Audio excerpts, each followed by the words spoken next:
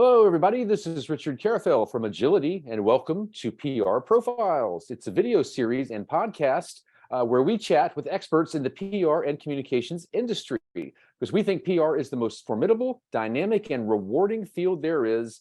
And we want to introduce you to some of our favorite powerhouses in the industry. And today we're speaking with Yaneiza Echezarraga. Hi, Yaneiza. How are you today? Hi, I'm doing great. Thank you for having me. Absolutely. We're thrilled to have you. Now, Yaneiza is the co-founder of boutique communications agency Twin Minds Media. She has over 14 years of experience in Hispanic media and PR, working with organizations across the technology, healthcare, entertainment, and CPG sectors, including Neutrogena, Aveeno, PBS Kids, and Canon. And in addition to her work in PR, Yaneiza has extensive experience in content marketing and influencer partnerships. Okay, so welcome to the show, Yaneiza. We're going to jump right in here. Let's begin by talking about your agency, Twin Minds Media, which is described as a Hispanic boutique PR agency serving clients in the U.S. and Latin America. So can you tell us about your decision to launch the agency with your co-founder, Claudia Solis? And how did you know it was the right time, and what need or gap in the PR industry were you looking to fill? Yes, so my background at that point, I was working at an agency. I was the account manager for Neutrogena in the Hispanic market on the agency side, and Claudia was the chief editor at FN News Agency. I was pitching her a lot, so that's how we met, on the phone and things like that. And then I had my two daughters. I decided to take a break. I did some freelancing, consulting, and Claudia coincidentally did the same thing at the same time that I did. We had a mutual friend who said, you guys should, get together for coffee and meet, because I think you have experiences and expertise areas that really complement each other. And we did. We met in person for the first time after talking on the phone, for so long through our work. And at that meeting, we said, you know what, we talked about our vision for the industry and the challenges that we saw and the opportunities and things that we saw that could be better or different. And we were on the same page and aligned. And that's how Twin Minds Media was born, with the idea to serve, brands. And also we were thinking about serving other agencies through, PR services, outsourcing, but also content creation, influencer marketing assistance, all kinds, everything that goes into PR. But that's how we, how it was born, because we saw the need for more quality content and just, strategies that were more in line with the market and the needs of the market, and that really spoke to our community. All right, that sounds interesting, and interesting that you work with brands and you also serve other agencies if they need or would like to have some help with that. Wonderful. Okay, well, thank you. That sounds like a great endeavor. All right, now your agency takes a multi-channel integrated communications approach with clients. Now, could you walk us through this approach a little bit and how you set expectations with your clients? Yeah, so we say integrated multi-channel because we've seen, when we started in 2015, that a lot of clients would come and they just wanted to let's do a PR campaign. Let's put this press release out and, let's announce that we just launched this new product, this new feature, or we just opened a restaurant, whatever it may be. And we realized that there was no connection between what they were doing in PR to what they were doing on social media or, in their blog. There was just a disconnect completely. And, we started to realize the positioning was very different. The messaging was different. And we said, hey, why don't you, there has to be consistency. You need to communicate the same way, in at least the same messages in all channels. And that's how we started, sort of amplifying or widening our approach and saying, okay, do you need content? We can do that for you as well. So that there would be, a line of consistency throughout what they were doing for the market, be it, brand journalism or content for their blog or white papers, bylines, anything, but that there would be, a connection between everything. And in all the channels that they communicate with their target audience, they all, relay the same messages and positioning, and there wouldn't be that disconnect where you got different, kind of different brand personas depending on where you went. Right. Yeah, that's true. And that's something that was certainly the case, certainly like in the mid 2010s, back when you got started with your agency. But yeah, there's a kind of a one size fits all approach, to some of these different channels where you really needed to, to shake it up a little bit to get the right attention for those audiences. They would want to work with influencers and didn't realize they had to adjust their messaging or the approach to content, you know, because this was a different thing and they wanted to do, okay, the influencer has to say this, this, and that. And we're like, it doesn't work like that. You have, you know, this is a different communication channel. You have to like change the approach. So yeah, that's, you know, that's why we call it integrated, because we really customize for each channel, but there is consistency throughout. Okay, that's great. All right, thank you, Yaneiza, for taking us through that. Now, you shared with us that you feel that many brands of all sizes tiptoe around the Hispanic market and approach it in a, you know, a superficial kind of cookie cutter way. So could you give us an example of such an approach and share your suggestions as to how brands can take more advantage of today's opportunities in Hispanic PR and marketing? Yes, I would love to. This is a passion area for me. So, you know, what we see often is that brands either do one-off campaigns, or, you know, they activate during a certain time of the year and then they pretty much disappear for this market. So they may do something for Cinco de Mayo, or they may do something for Day of the Dead, right? Like specific holidays or seasons or Hispanic Heritage Month. And then after that, there's like silence, right, from the brand in terms of what are they doing for the market or for the community as a whole. And to me, that's very, you know, narrow-minded and also kind of, you know, insulting in a way, because I'm like, okay, you know, we're 19% of the population at this point. The census said, you know, 62.6 million of us. And the fact that you're just activating during these times and then just disappearing, it's not, you know, it doesn't say, you know, it's not good for your reputation, for your brand image, for any of that. And it really doesn't align with what a lot of brands have as their DEI, you know, mission and initiatives and things like that. So that's what I call cookie cutter, which is, you know, you activate for these specific holidays and then you're out and you go do the rest of your marketing or PR strategy. Another thing that I think that I see that I think it's, you know, it should be changed is they take the general market strategy, right? General market should now be multicultural as it is, but they take the general market strategy and they try to adapt that to the Hispanic market. So they look through it and they're like, okay, where can we activate, or how can we adapt this to the Hispanic market? And then they do that, you know, the exercise that way instead of including the Hispanic approach and plan from the get-go, from the beginning when they're planning, you know, instead of having multicultural be a priority, it's like an add-on, right? Like an afterthought. Okay, we have to include this. So let's look at what we have already and let's insert it here and there. So, you know, so we do something and it's not like we didn't do anything, right? And then another thing is when they do campaigns or strategies or initiatives that it's like a very sort of, again, narrow-minded, myopic approach, because they're like, we're going to speak to Hispanics. Where Hispanics it's a very diverse community. We have Mexican Americans, we have Cuban Americans, we have, you know, Colombians and Salvadorians. It's a huge community. So trying to do like one activation and pretending that that's going to resonate with all of the community, I think it's absolutely, you know, wrong, because we all have different realities, right? And for example, the Mexican American community in Los Angeles has a different experience, you know, culturally or sociopolitically than Cuban Americans in Miami, right? Or than Colombians in New York or Dominicans in New York. So I feel that, you know, the right approach there is to customize your strategy and say, wait, who do we want to reach? Who do we want to talk to? And then adapt that strategy, that messaging, you know, to that specific target audience within the Hispanic market. Right? And if you do want to talk to all Hispanics, then adapt your messaging and the way you approach Mexicans versus Cubans or Puerto Ricans. You know, we all have different realities and experiences in our countries, but also in this country. So I feel that sort of deep knowledge can only be brought by someone who's Latino or who really knows the market, because then, you know, hey, Mexicans don't call this that, you know, or Mexicans don't eat this. So don't try to like, you know, reach them by talking about eating, you know, I don't know, something that Cubans eat versus that. So things like that. But you really need to, you know, really need to pay attention to those nuances, because they can really irritate people, right? They're like, why are they selling me this thing? We don't eat that, right? Or why are they telling me that, you know, about this beauty standard? We don't even do that. So I think that's when you really need the expertise of someone who knows the market and who knows the, you know, the groups of people in the community and says, you know what, these, you know, the Mexicans don't think like that, or Cubans don't think like that, right? Or yes, we all think the same or very similar in this issue, which could also happen.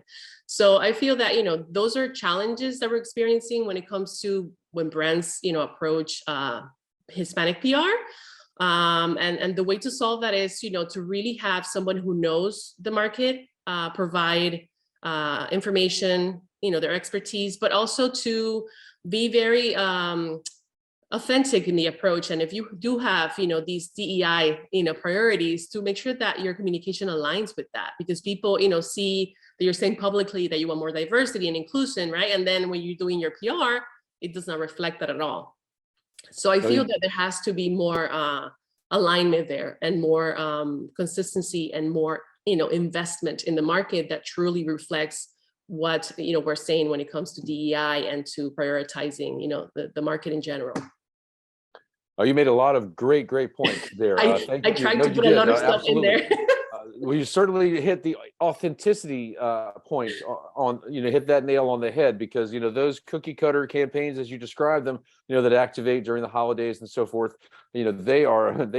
anyone can see through those, there is no authenticity behind the planning or execution of those campaigns, not to mention the, the selective timing, that goes into it. And also the, it's funny that we even have a multicultural approach. That should be the standard now, because absolutely, because you've got all these different Hispanic,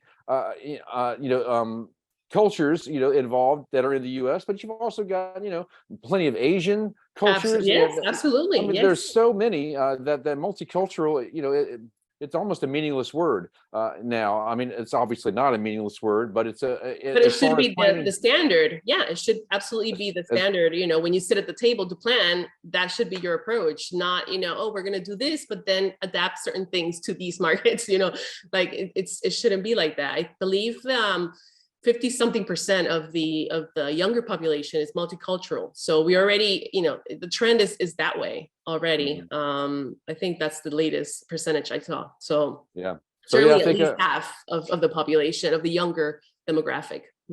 I think marketers and PR people really need to think more that way. And I agree, you need to have people representing those cultures on your staff, working on those campaigns, if you want to have that authenticity. And it's, brands and businesses kind of overlook the importance of that, but it's, it's very important, and it's becoming more and more important with each passing day almost. Yeah, and the topic, for example, of language, right? At some point a few years ago, the idea was, or the market approach was, okay, a lot of Hispanics are, acculturating, or they're going through acculturation, right? Which is they're adapting to US culture, and they're they're learning English, and they're really not speaking that much Spanish, at least not the younger ones.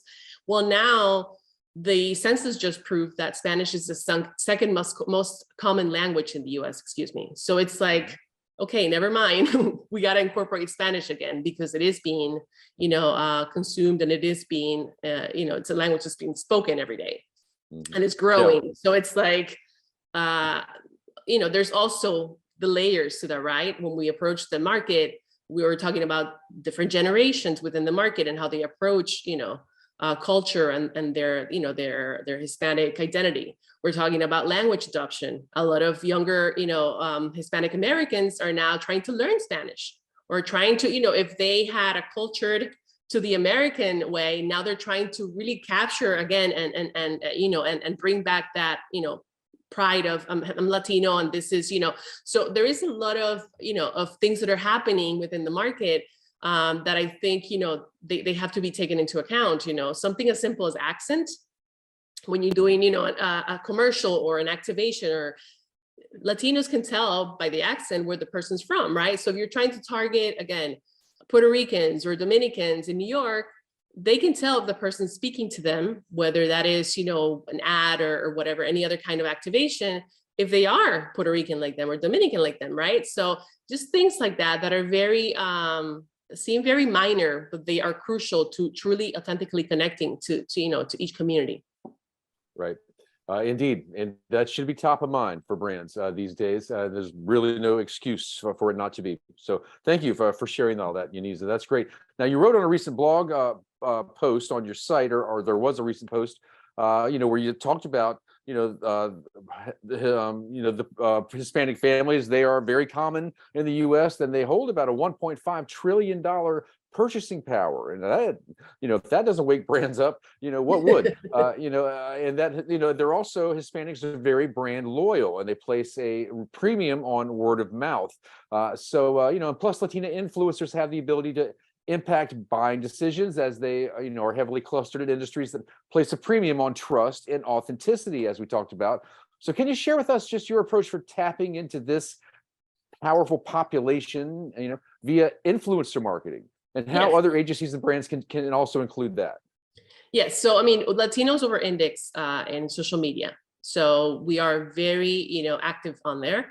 I believe the latest that I saw from TikTok in particular was that 1 in 5 TikTok adult users are, Latinos or Hispanics. So we over index, and because we are community driven, right? So we go there and we engage, we comment, we're just very active. So I think brands who are not trying to reach Latinos or the Hispanic community on social media are absolutely leaving money on the table, and just leaving on the table really the chance to connect and engage, with this very, very interactive and just, active and loyal community. One way to do that is through influencer marketing. We know that the Latinos look up to influencers, they follow them, they engage, but also, if they recommend a product, they look into it, because we're very heavy on word of mouth. And it's something that, again, because of the whole community, aspect of how we do life and how we approach, our everyday, then it's something that we do, pay attention to the recommendations of other people like us and what they say, hey, try this product or not. So I feel that with influencer marketing, brands have a huge opportunity there, not only to speak, connect to the market, but also really, pay attention and strategize and plan around those nuances that we talked earlier about, which is, when you partner with these influencers, they know their community, they know their followers, they know what their followers, they know what content to make to get their engagement. So I feel that, it's not only partnering with them long-term, which is also huge, because sometimes, again, they partner with Latina influencers or, Latino influencers, Hispanic influencers in general, but they do something for Hispanic Heritage Month. And then they're like, okay, we're done with that, check, let's move on to the rest. And, that really doesn't serve the brand at all, because of the content saturation that we have nowadays online. You need to be present, very consistently, if not all the time, right? So the fact that brands are just activating these influencers, for specific times of the year, and then just like calling it a day and saying that we're done, absolutely, I think, it's the wrong approach. So how to do it long term? Consistency pays off, because the brand, the followers, the consumers see that the influencer is loyal to this brand. They're being authentic with the recommendation, because they it's like a long-term thing. And then that obviously gives them more trust about trying the brand, or, buying it, recommending it to their family. So I feel that, long-term consistency has to be a priority. Second, give the influencers creative freedom. Please don't try to say, okay, you need to say these key messages and that's it, or I want the content to look this way. If the influencer knows what resonates with their followers, because they know, that their followers are, more into videos and this, or their followers like more comedy content, then let the influencer give you that feedback, especially when it comes to cultural, aspects of the campaign. Let them talk to you and say, hey, why don't we change this? So I prefer to do it this way. And I think that's what really builds a powerful campaign, when there is communication both ways.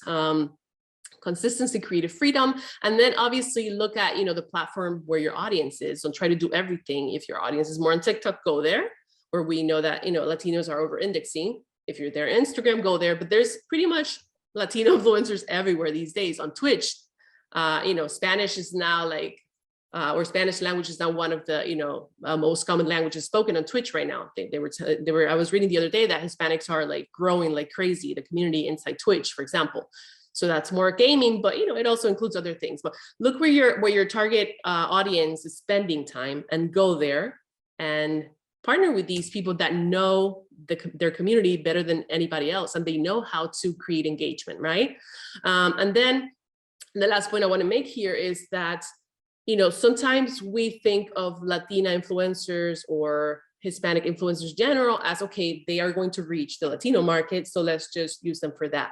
Well, lately, as we've seen, the Latino market is influencing other markets, be it through culture, art, whatever it may be. Yeah, I mean, I think culture, art, and even the growth in finances, our purchasing power, things like that. I feel that saying that Latina influencers are just going to reach Latinas, or it's absolutely also the wrong approach. There are many Latina and just Hispanic influencers that reach a variety of people. They reach, white Americans, they reach Asians. So I feel that, the approach should also be, okay, we're partnering with this person, but not just to reach Latinos particularly. She can reach all kinds of, of audiences and influence them as well. So that approach should also be tweaked a little.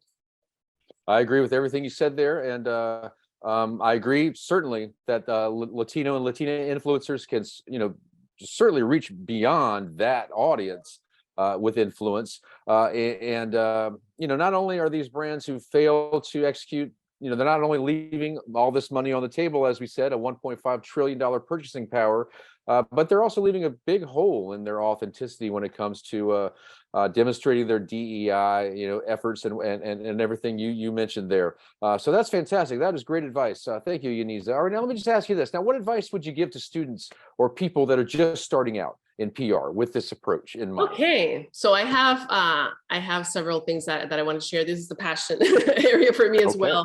I not only like to work in the industry and work with clients, but I love to mentor and to share whatever I can to help the PR pros that are just starting out, or students that are studying PR marketing.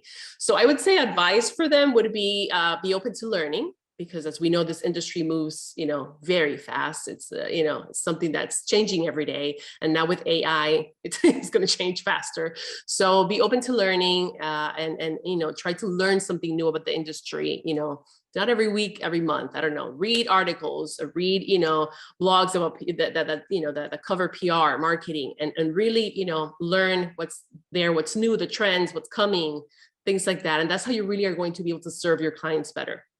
Second, protect your brand and reputation. As PR pros, we clearly do that for our clients, right? We're always thinking about ahead of time of like, okay, let's do this, let's do that. Our job is to create a positive image and protect it, right? For our clients. We need to do that for ourselves too. I feel that, as professionals, we need to work with honesty, with integrity. And that's part of the brand that we're creating, and the way we show up says a lot.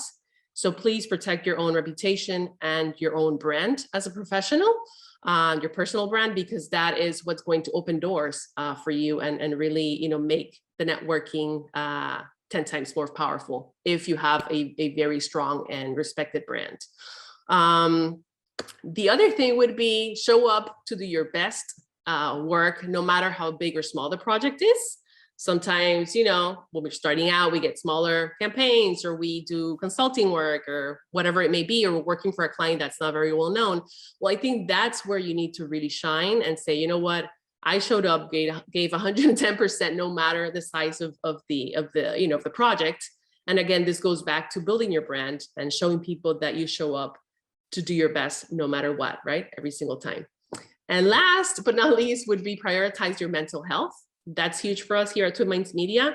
It's, something that, coming from an agency background and my partner coming from a journalism background, there's a lot of stress involved, in those industries and in those spaces. So we said, okay, when we create something together, the business, we really want to prioritize time with the family, time off, anything that's really going to help us come back and show up, fully energized and ready to go for our clients.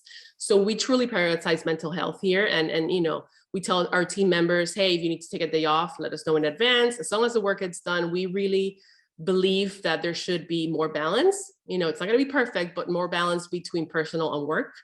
And so that would be something that's something that I always tell, younger PR pros, or people that are starting out.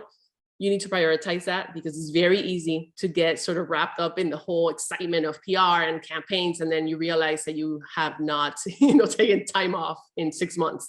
So I feel that, it's something that should be emphasized more in the industry, the whole mental health aspect of what we do. Yeah, that's a great point. It's certainly an industry that can consume you if you let it. Absolutely, yes. So yeah, that's an important point, and all those points you made. Great advice you gave there. All right, thank you, Yaneiza. That's fantastic. Now, finally, how can people connect with you? Perfect. So I think the best way would be LinkedIn. That's where I'm more active nowadays. They can search my name. I'll spell it out for them. Yaneiza. And last name is Echezarraga. And also reach me on Instagram if that's your preferred platform. I'm on there with my first name and last name's initial. So Yaneiza. I know it's a complicated name. I know. That's okay. That's great. All right. Well, thank you. Thanks for sharing all that. All right. That's wonderful. Now, thanks. And that's all the time we have, everybody. So again, we've been chatting with Yaneiza Echezarraga, co-founder of Twin Minds Media. So thank you again, Yaneiza. We really enjoyed speaking with you and a lot of those great points you made. Thank you. Thank you. All right. Wonderful. All right. We hope you enjoyed this episode of PR Profiles brought to you by Agility. And if you're a fan of our podcast, please consider leaving a rating and review on Apple Podcast or Spotify to help others discover our show. And if you're watching this episode on YouTube, subscribe to the Agility PR Solutions channel so you're the first to know when a new episode of PR Profiles is released. All right, and thanks again, everybody, for watching. I'm Richard Carafell. We hope to see you on the next episode.